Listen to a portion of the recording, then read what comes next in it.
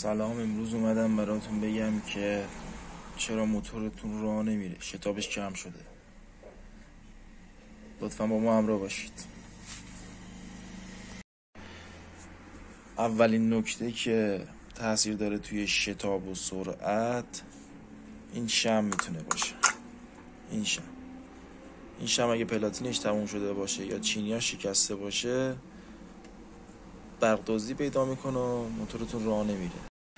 دومین نکته این وایره. این وایر اگه پوسیده باشه یا ترک خورده باشه برق‌دزدی پیدا میکنه و موتورتون راه نمیره. سومین نکته کاربوراته و ژیکلورای داخلش. این ژیکلورا اگه کیپ باشه، کاربورات کثیف باشه، موتور قشنگ سوخت رسانی نمیکنه و موتور راه نمیره. نکته بعدی این هواکش موتوره که زیر این قاب هستش. این هواکش اگه کثیف باشه یا کیپ باشه موتور قشنگ هوا بهش نمیرسه و راه نمیره.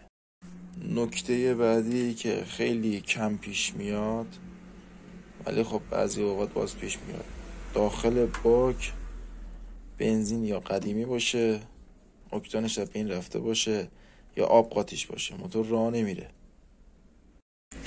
نکته بعدی رینگ پیستونه که اگه ضعیف کرده باشه موتور کمپرسش از دست میده و راه نمیره.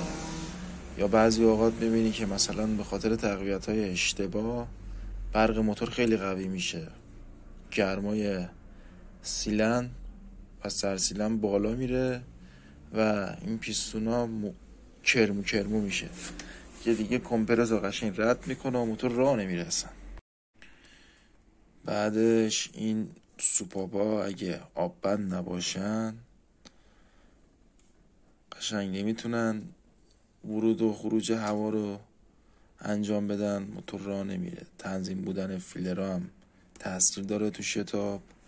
بعدش این صفحه کلاژ موتور که داخل در کلاژه که پشت این صفحه کلاژ هم اگه ضعیف باشه یا چهارشاخش خراب باشه موتور متاسفانه راه نمیره. و نکته آخر که مهمترین نکته است، باید این چرخ‌ها روون باشن، چرخ‌های جلو و عقب. سعی کنید حتما گریسکاری کنید و چرخ‌ها رو خیلی حرفه‌ای و تخصصی تنظیمش کنید که یه وقت باعث نشه موتورتون گیر باشه و راه نره. اگه از این دست آموزش ها خوشت میاد ما رو لایک و سابسکرایب بکنید. خیلی ممنونم. خدا نگهدار شما.